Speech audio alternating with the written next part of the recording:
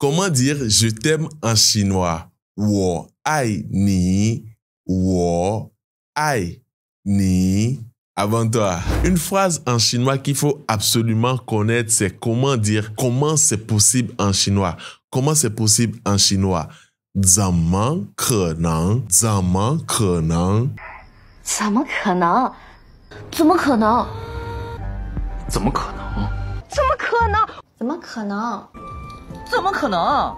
Si ton rêve est de parler le chinois, tu peux rejoindre mon programme Chinois Master où je t'accompagne étape à étape à travers un cours sur mesure pour parler le chinois. Tu peux rejoindre le programme maintenant. Comment dire je suis fatigué en chinois? 我累了，我累了.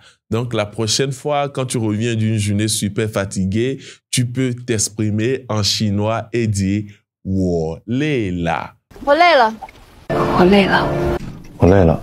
Comment dire ne bouge pas en chinois? Ne bouge pas en chinois se dit ni别动，你别动。你别动，你别动。你别动。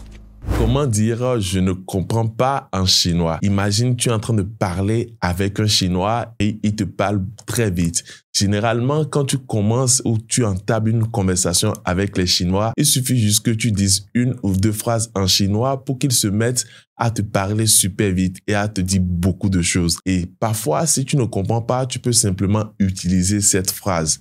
我听不懂，我听不懂。 我听不懂，我听不懂。我听不懂，我听不懂啊。 Qu'est-ce que ça veut dire? Ça veut dire je ne comprends pas ce que tu dis. Mais il faut faire attention. Cette expression veut dire je ne comprends absolument rien de ce que tu dis. Ça veut dire quoi? Ça veut dire que si tu es dans un contexte professionnel et que tu travailles avec les Chinois, que tu sois interprète ou collaborateur avec les Chinois, quand ils te parlent et que tu leur réponds « wo ting pu dong », ça veut dire que tu ne comprends absolument rien de ce qu'ils te disent.